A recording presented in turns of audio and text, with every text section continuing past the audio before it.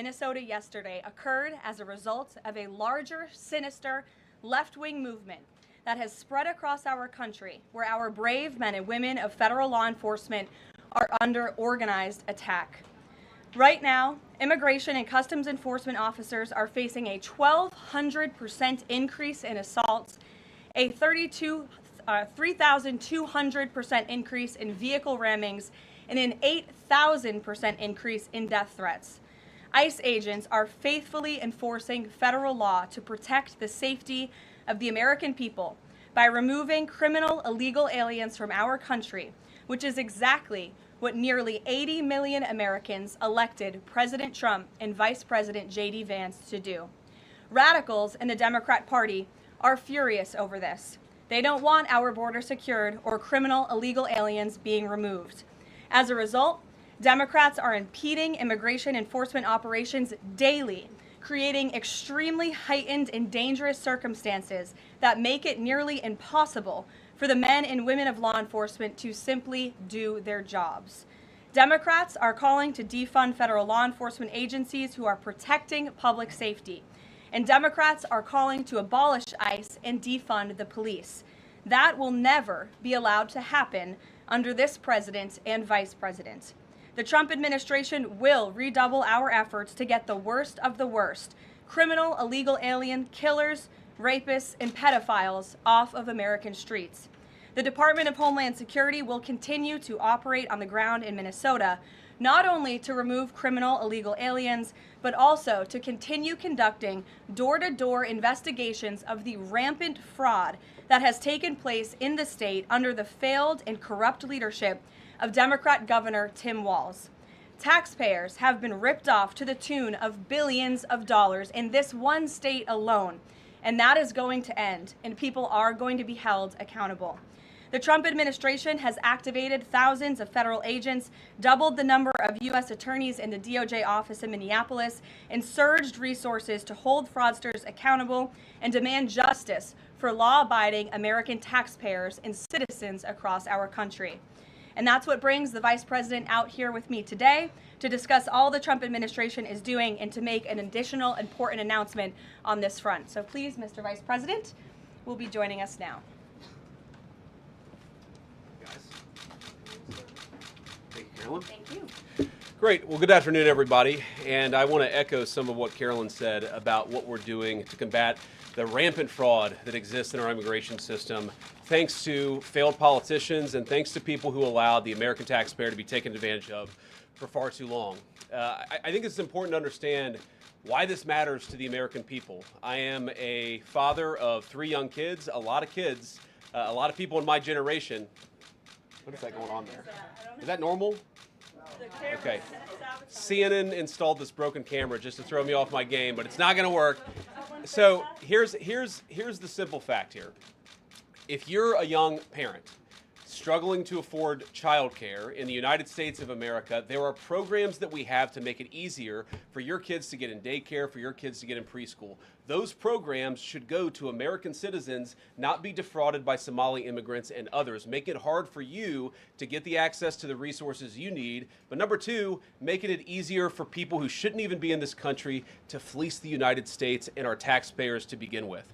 We have actually activated a major interagency task force to make it possible to get to the heart of this fraud. We have Department of Agriculture resources that are focused on SNAP fraud so that people who need food benefits can get them, but illegal aliens and other fraudsters don't. We have over 1,500 subpoenas that the Department of Justice has issued to get to the heart of the fraud ring. We've done almost 100 indictments, mostly Somali immigrants, but also a few others. And of course, we're looking in with broad investigatory authority to a number of the instances of wrongdoing that we've seen in Minneapolis. But we also want to expand this. We know that the fraud isn't just happening in Minneapolis, it's also happening in states like Ohio. It's happening in states like California. And so what we're doing in order to help coordinate this remarkable interagency effort from the Trump administration, but also to make sure that we prosecute the bad guys and do it as swiftly and efficiently as possible, is we are creating a new Assistant Attorney General position who will have nationwide jurisdiction over the issue of fraud. Now, of course, that person's efforts efforts will start and focus primarily in Minnesota, but it is going to be a nationwide effort because unfortunately the American people have been defrauded in a very nationwide way. I want to thank a couple of people for their cooperation, in particular Pam Bondi, our Attorney General. First of all, for getting a lot of resources to Minneapolis to start to investigate and prosecute this fraud, really at an industrial scale. We've never seen fraud like this in the history of our country. Pam has been doing a great job to get the resources there to uncover it, but importantly, creating a job like this often takes months, sometimes even longer. When we realized that we needed this Associate Attorney General position, Pam got this person up and running in about a week. We're going to make the nomination hopefully in the next few days. We'll obviously let you guys know who that is when we do it. I've talked to Senate Majority Leader John Thune, who has promised me swift confirmation for this official, but this is the person who is going to make sure that we stop defrauding the American people. And here's one final thing I'll say about this. I've heard a lot of people say that we need a special counsel to investigate fraud in the United States of America. I actually agree, and that's what this position does. It has all the benefits, all the resources, all the authority of a special counsel, but with two crucial differences. Number one, it will be run out of the White House under the supervision of me and the President of the United States. And number two, it's actually constitutionally legitimate. As you guys may know, the special counsel statute has some major constitutional questions. When we get the bad guys, we want to make sure we get them permanently and they don't have some legal technicality they can get out of, which is why we set it up as an Associate Attorney General. I'll take some questions, but I want to make just one final observation here. When I was actually walking out here, somebody sent me a photo of a CNN headline about what happened in Minneapolis. And this is the headline. I'm just going to read it. Outrage after ICE officer kills U.S. citizen in Minneapolis. Well, that's one way to put it, and that is the way that many people in the corporate media have put this attack over the last 24 hours. And I say attack very, very intentionally because this was an attack on federal law enforcement. This was an attack on law and order. This was an attack on the American people. The way that the media, by and large, has reported this story has been an absolute disgrace, and it puts our law enforcement officers at risk every single day. What that headline leaves out is the fact that that very ICE officer nearly had his life ended, dragged by a car 6 months ago, 33 stitches in his leg. So you think maybe he's a little bit sensitive about somebody ramming him with an automobile? What that headline leaves out is that that woman was there to interfere with a legitimate law enforcement operation in the United States of America. What that headline leaves out is that that woman is part of a broader left-wing network to attack, to dox, to assault, and to make it impossible for our ICE officers to do their job. If the media wants to tell the truth, they ought to tell the truth that a group of left-wing radicals have been working tirelessly, sometimes using domestic terror techniques to try to make it impossible for the President of the United States to do what the American people elected him to do, which is enforce our immigration laws. The President stands with ICE, I stand with ICE, we stand with all of our law enforcement officers. And part of that is recognizing that you people in the media, not everybody in this room, but many people in this room have been lying about this attack. She was trying to ram this guy with her car. He shot back. He defended himself. He's already been seriously wounded in law enforcement operations before, and everybody who's been repeating the lie that this is some innocent woman who was out for a drive in Minneapolis when a law enforcement officer shot at her, you should be ashamed of yourselves. Every single one of you. Questions? Thank you, Mr. Vice President. I wanted to read a quote from Tim Walz earlier today. He said, "When things looked bleak, it was Minnesota's first that held the line for the nation on July 3rd, 1863, and I think we may be in that moment now."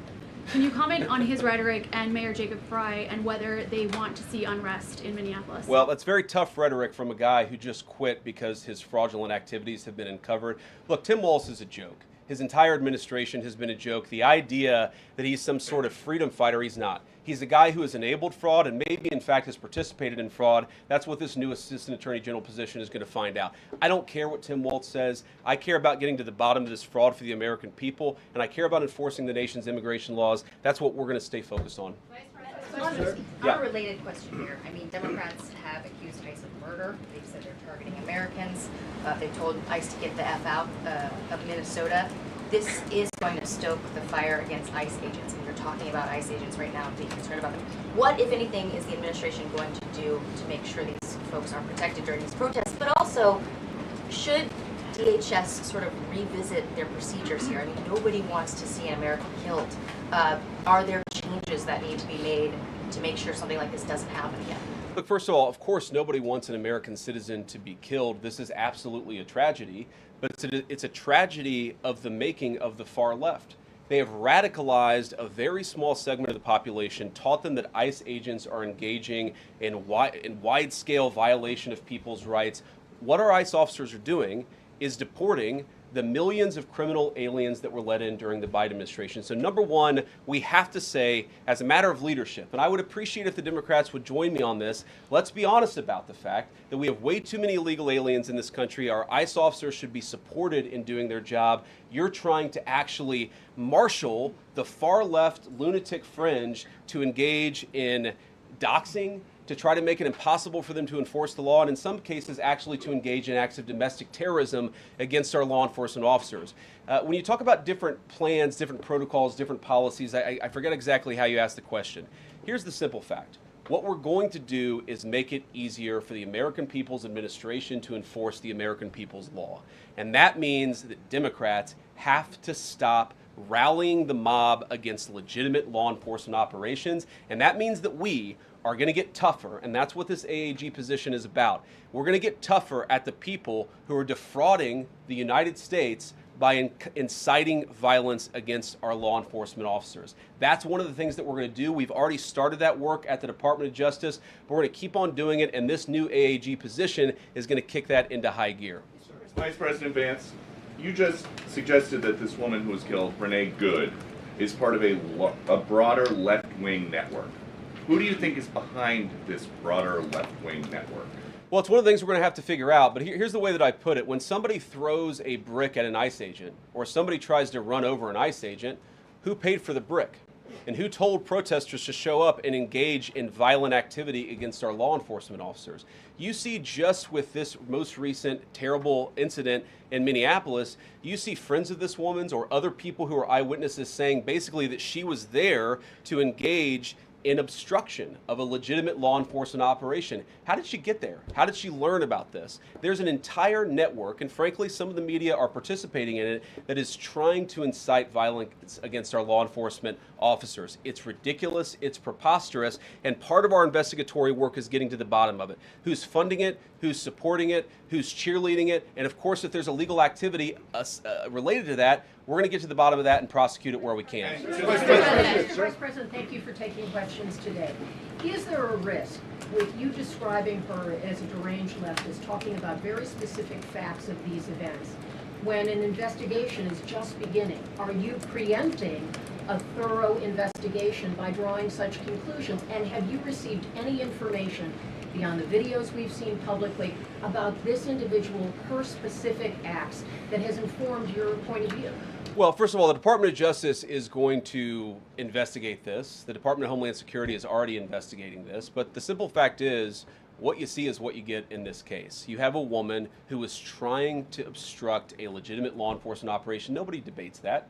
You have a woman who aimed her car at a law enforcement officer and pressed on the accelerator. Nobody debates that. I can believe that her death is a tragedy, while also recognizing that it's a tragedy of her own making and a tragedy of the far left, who has marshaled an entire movement, a lunatic fringe, against our law enforcement officers.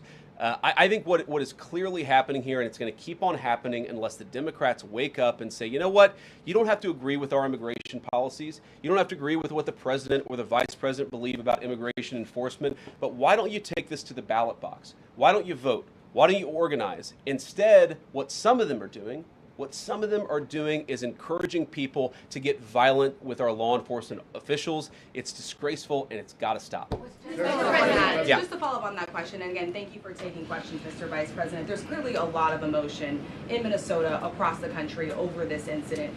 You're calling Renee Good a deranged leftist. There's been heated rhetoric that we've also heard from officials. What responsibility do you and the president have to diffuse some of the tension that we are seeing play out in Minnesota, bring down the temperature as this investigation is unfolding? What we have a responsibility to do is to protect the people who are enforcing the law and protect the country writ large. Whether you're Democrat or Republican, you deserve to have the people's laws enforced in the United States of America. Now again, I'm not happy that this woman lost her life. I'm not happy that this woman was there at a protest violating the law by interfering with a law enforcement action.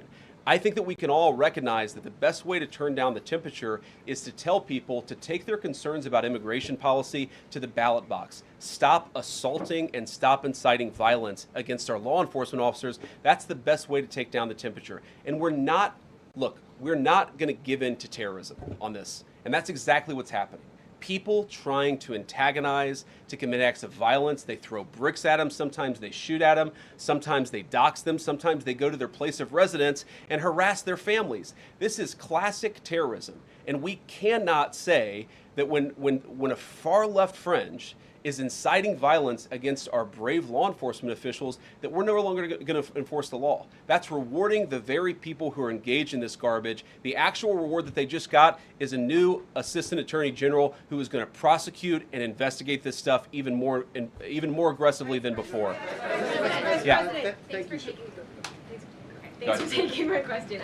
So the head of Minnesota's investigations agency says that the U.S. Attorney's Office has essentially cut off the state investigations agency's access to the investigation. What is the precedent for that, and why shouldn't the Minnesota officials on the ground have access and evidence to work on this investigation? First of all, I wish the state officials in Minnesota would investigate why you have so many people who are using their vehicles and other means to actually interfere with a legitimate law enforcement operation.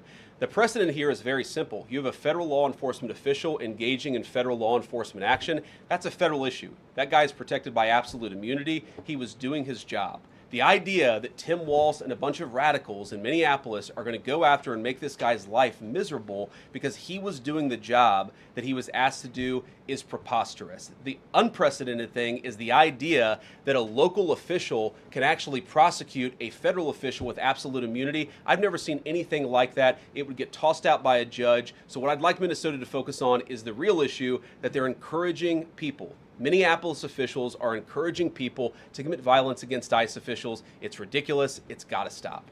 Go ahead. Mr. President, thank you. You said earlier that there's a left-wing network to attack, to dox, to assault, and make it impossible for ICE officers to do their job. You told my colleague just now that there's an investigation going on into that network. Yep. So if everything that you say is true, how does being part of that network justify being shot? Well, being part of the network doesn't justify being shot, but ramming an ICE officer with your car, that's what justifies being shot. It's not a good thing, by the way, but when you force somebody to engage in self-defense, it's almost a preposterous question. I'm not saying that funding some of this stuff justifies capital punishment. Nobody would suggest that. The reason this woman is dead is because she tried to ram somebody with her car and that guy acted in self-defense. That is why she lost her life, and that is the tragedy. Now, there may be other violations of the law and other penalties that are associated with those violations of the law. For example, if you are funding violence against our law enforcement officers, I'm not a prosecutor. My guess is that's not the sort of thing that earns capital punishment, but it should sure as hell earn you a few years in prison if you're funding the effort to try to assault our law enforcement officers. What is, I'm sorry guys, what's going on here? You guys are meant to report the truth. How have you let yourself become agents of propaganda of a radical fringe that's making it harder for us to enforce our laws? You just asked me a question that presumed that the reason why this woman died is because she was engaged in legitimate protest. She tried to run somebody over with her car, and the guy defended himself when that happened. Next question. The investigation is still ongoing. I said next question. Mr. Vice President, I mean, you presumably watched the video yourself. There's not the slightest doubt in your mind, having viewed it, that the victim, you still believe that she deliberately tried to ram him despite seeing this video? Look, I don't know what is in a person's heart or in a person's head, and obviously we're not going to get the chance to ask this woman what was going on. What I am certain of is that she violated the law. What I'm certain of is that that officer had every reason to think that he was under very serious threat for injury or in fact, his life. What I'm certain of is that she accelerated in a way where she ran into the guy. I don't know what was in her heart and what was in her head, but I know that she violated the law, and I know that officer was acting in self-defense. It raises an interesting point, though. Look, if people want to say that we should have a legitimate debate about, what was she really doing, right? Was she panicking when she drove into this officer, or was she actually trying to ram him? That's a reasonable conversation. What's not reasonable is for so many of you to plaster all over the media that this was an innocent woman and that the ICE agent committed murder, which is what many of you have said explicitly and some of you have said implicitly. That's what I have an objection to. The idea that this was not justified is absurd, and I think everybody knows it in their heart. Yeah. Mr. Vice President, in the green jacket. Taking down the temperature, it seems like political violence is ratcheting up and riots could be around the corner. What steps does the administration have planned to try to unite America? Average people on both political sides are so tired of fighting with each other, and I think all the journalists in this room could agree with me that we don't want to be part of the problem. Do you have any words to unite America? I know it's to the benefit of the entire national community. I think that we can absolutely talk about the ways in which we can lower the temperature by discussing differences in a reasonable and rational way. Again, I'm happy to talk with any congressional Democrat or any of you about our immigration policy, about why I think it's necessary, about why I think it's in the best interest of the country, about why the President of the United States was elected to actually enforce the border for the first time in at least 4 years. So here's the problem. That's not the debate so many people are having. They are actively covering for people who are committing acts of violence against federal law enforcement. It is preposterous. The way to take down the temperature is to stop it. Have your debates about policy. Attack me. Attack the President of the United States. Don't attack our law enforcement officers. They are trying to do the job the American people demanded that they do. They are not policy actors.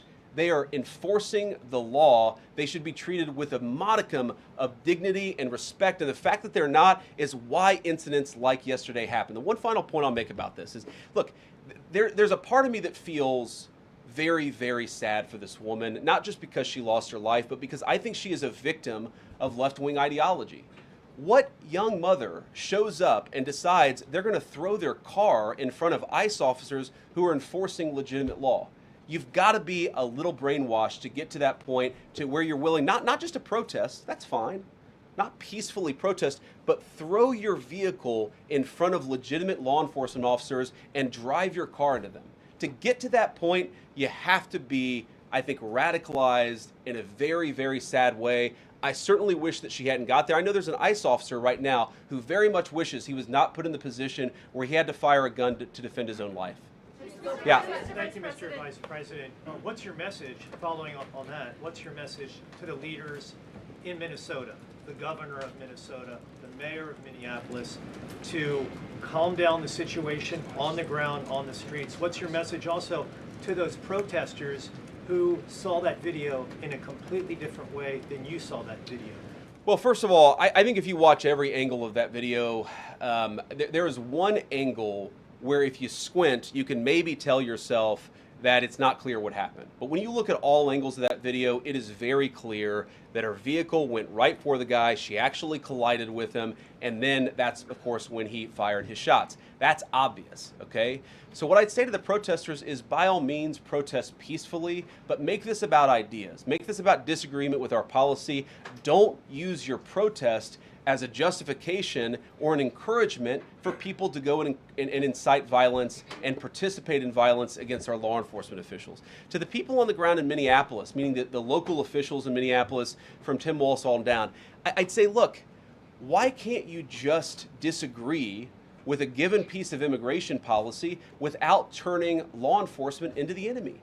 And think about, for example, a criminal law, where a police officer goes and arrests somebody because they violated a criminal law. If you're mad about that, go and protest the politician who passed that law. Don't attack the police officer who's just doing their job.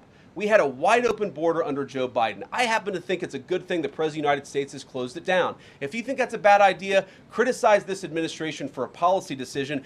don't attack our people for enforcing the law, because I guarantee you go to ICE, there are black people and white people, there are Democrats and Republicans, they are patriotic Americans who are trying to enforce the law. Attack me, lay off of our ICE agents. Yeah, in the blue, all the way, yeah. Yep, thank you, Mr. Vice President. You called on Tim Walz to resign. Can you lay out the case as to why he should step down? Well, look, I think Tim Walz should resign because it's very clear either that he knew about the fraud in Minneapolis, he knew about the welfare fraud, or at the very least he looked the other way. I mean, this is not this is not like Lex Luthor, right? This is not movie villain fraud. This is the lowest IQ possible fraud. This is, we're going to take kids, or sorry, we're going to take the absence of kids and set up a daycare center where there are no children, and we're going to call our early childhood education center the Quality Learning Center. By the way, if you can't spell learning, maybe you shouldn't be in early childhood education. But people got rich off of this. We know that there were schools who either had no enrollment or at least they overstated their enrollment. Tim Walz, either it was unbelievable incompetence or he was in on the fraud. That's one of the things we're going to get to the bottom of. Sir. Thank you, Mr. Vice President.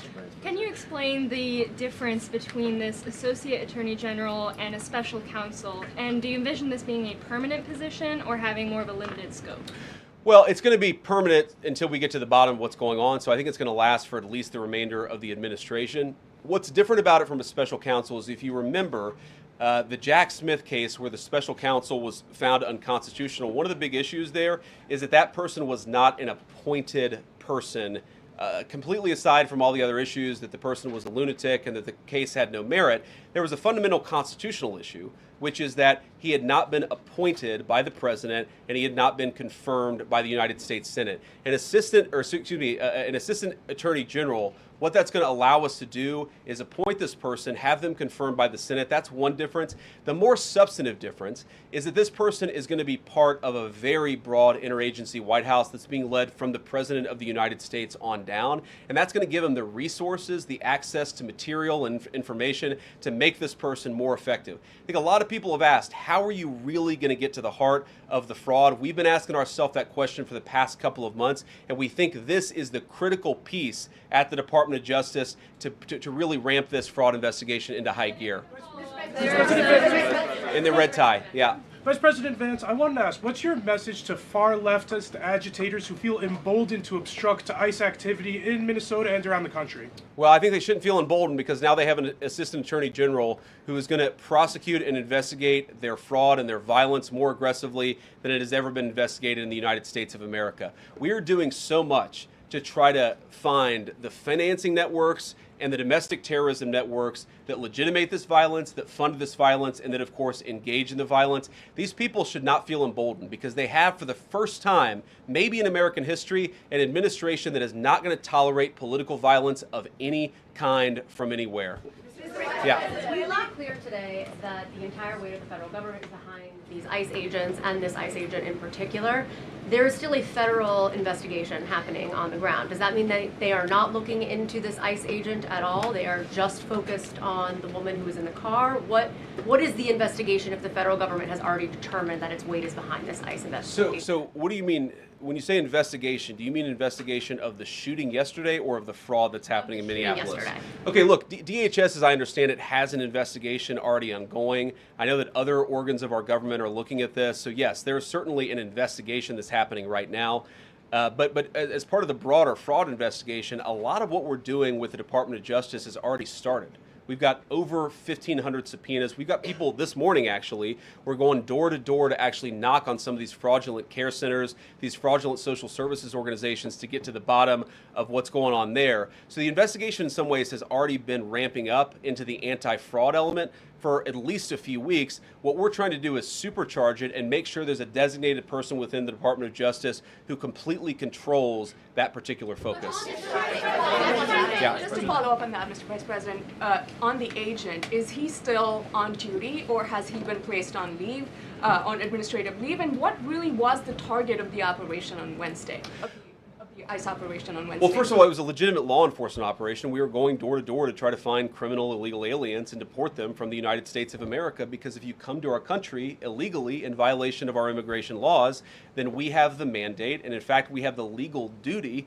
to enforce those immigration laws. Whether he's been placed on administrative leave, I don't know the answer to that question. I'd refer it to the Department of Homeland Security and they can follow up. I will say, look, I would appreciate everybody saying a prayer for that agent. Look, in the past 6 months, he has been hit twice by a motor vehicle. One time, the first time, it led to over 30 stitches and very serious injuries to his legs. This is a guy who's actually done a very, very important job for the United States of America. He's been assaulted, he's been attacked, he's been injured because of it. He deserves a debt of gratitude, and I think the media prejudging and talking about this guy as if he's a murderer is one of the most disgraceful things I've ever seen from the American media. Yeah. Vice President, what is your specific role in the future of Venezuela? And I'm wondering, could you confirm reports that the Director of National Intelligence, Tulsi Gabbard, was kept out of the planning for the operations because of her past concerns about military involvement in Venezuela? So I've heard a couple of things. One, that I was kept out of the planning for the Venezuela operation, that's false. And another, that Tulsi was kept out of the planning for Venezuela operations, that's completely false. Look, we're all part of the same team. And one of the things that is really amazing about that operation is that we kept it very tight to the senior cabinet level officials and related officials in our government. And we kept this operation secret for a very long time. I'm very proud of that. I think it suggests that the team works very well together. Well, looking ahead, what is my role? Look, my role is going to be whatever the president asks me to do. Has he asked you to do something yet? Well, every other day, I'm chairing the meeting that we do on this among White House principals to talk about next steps to try to ensure that Venezuela is stable, and as the president has directed us to do, to ensure that the new Venezuelan government actually listens to the United States and does what the United States needs it to do under our country's best interest. So I'm going to be as involved as the president wants me to be. So far, that's been very involved, and I'll keep on doing that so long as the president asks me to do it. In the purple. Yes. Even Mr. beyond the War Powers Sorry, resolution. we'll go purple and then we'll go pink or whatever that is in front. Royal purple. And then beige. All right. Okay. Are there any indications, you talked about the network, are there any indications that the lady who was shot, I know there are different reports from there, her wife said they were new to the area. Are there any indications she may have been a paid agitator, and maybe that there are others that were brought to the area, considering everything that's going on in Minneapolis? I wouldn't say that she was paid. I don't have the evidence to say that one way or the other. What I do know is that she was violating the law. And if you just look at the eyewitness accounts, they were saying she was there to prevent the enforcement of the law. She was trying to obstruct a legitimate law enforcement operation. That much is obviously clear. The rest of it, of course, is part of the reason why we investigate this stuff. Yeah. Mr. Vice President, even beyond the War Powers resolution today, Congress has bucked President Trump on issues like tariffs. Are you concerned that President Trump is losing his grip on Republicans in the Congress, and what are you going to do about it? No, I'm not concerned at all. First of all, we talked to some of the senators who were going to vote the wrong way, in my view, on this resolution today.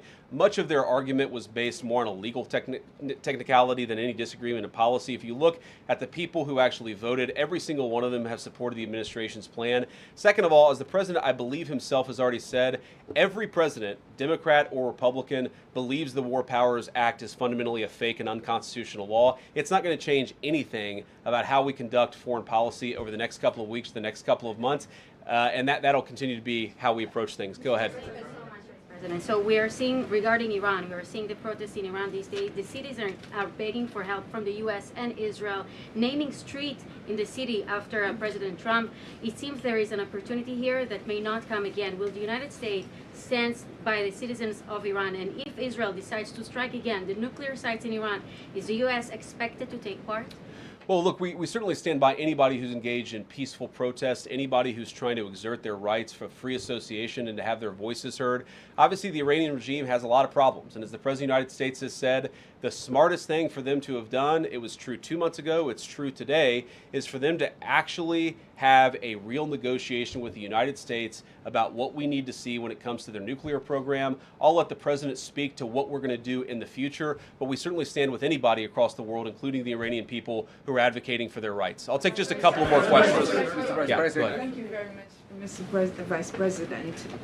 Concerning Venezuela, how would you assure the Caribbean region that they will remain a zone of peace? Because some member states in the region are concerned. Well, look, the president had a very productive phone call with the president of Colombia yesterday, and we continue to talk at all levels of government with a number of our friends in the Caribbean region. I actually think this is really good for peace in the Caribbean, because when you take away a major source of illegal cartel revenue, which is the cocaine trade, the fentanyl trade, other sources of illicit revenue, you actually remove the power of one of the main destabilizing forces in Latin America and in the Caribbean. I really do think, look, we say it all the time, this is the president of peace. One of the ways that you establish peace in your own hemisphere is to make it clear that the United States is going to be respected, that the United States is willing to take power away from criminal cartel organizations and give it to legitimate governments. That's how we see the future of the Western Hemisphere, and we think it's going to be much more peaceful than it was certainly under Joe Biden. I'll take one more question. Go ahead. Mr. Vice President, thank you. On Greenland, do you have a message for European leaders? Many in Europe reject the idea that the island could be for sale.